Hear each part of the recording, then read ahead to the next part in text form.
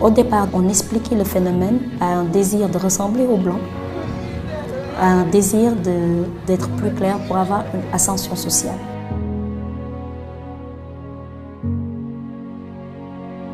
Mais il y a des teints noirs, vraiment, quand on voit, ça donne vraiment, ils n'ont qu'à m'excuser, mais c'est pas joli à voir.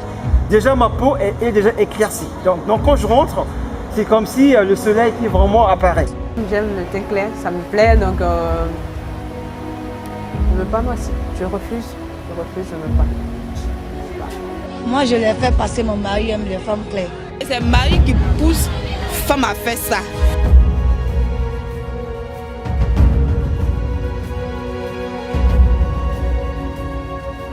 Le teint clair est devenu un phénomène pour la jeunesse d'aujourd'hui, en Afrique.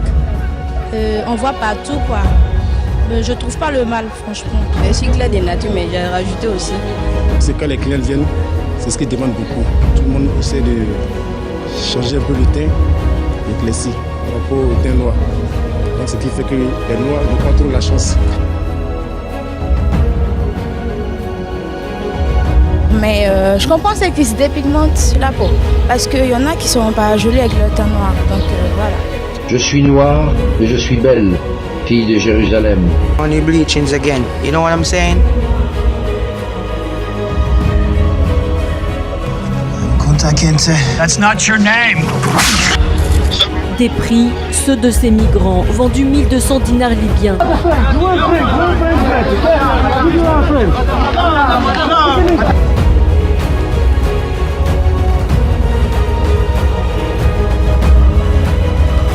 Les colonies sont pour les pays riches un placement de capitaux des plus avantageux.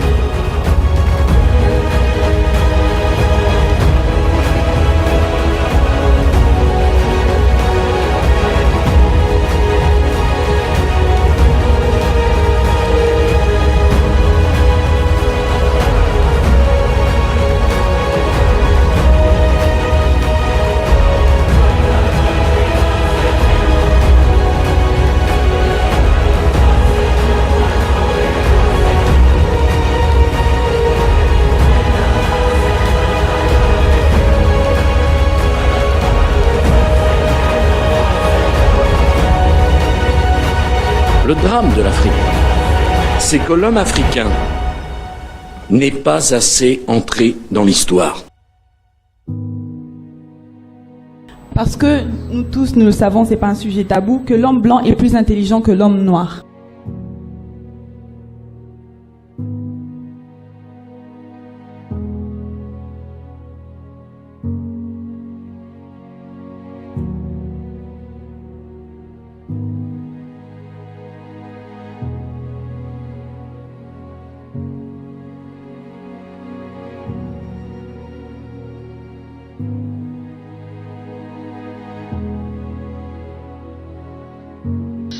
Je regardais pendant que l'on plaçait des trônes, et l'ancien des jours s'assit.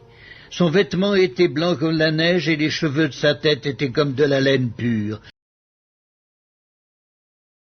Plein de gens actuellement, comme je dis en Afrique, c'est un fléau, c'est une peste.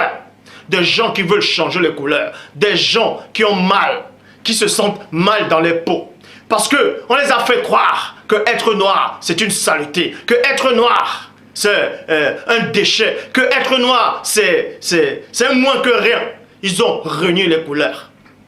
Mais on vous dit néanmoins que le Père Tout-Puissant a permis que le premier homme soit noir.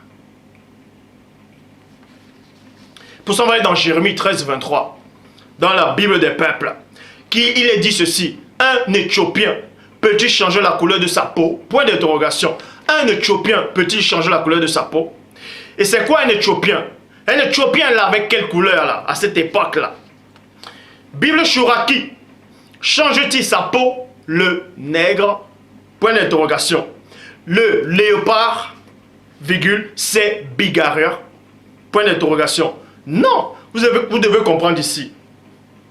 On posait la question en fait, c'est l'Esprit du Père qui a permis qu'on pose cette question. Qu'un Égyptien, c'est-à-dire un noir, peut-il changer la couleur de sa peau? Donc, ce n'est pas possible qu'un homme puisse changer la couleur de sa peau. Ce n'est pas possible. Mais maintenant, quand l'Esprit inspirait cela, est-ce qu'il était limité au temps, à l'espace, c'est-à-dire au temps à cette époque-là?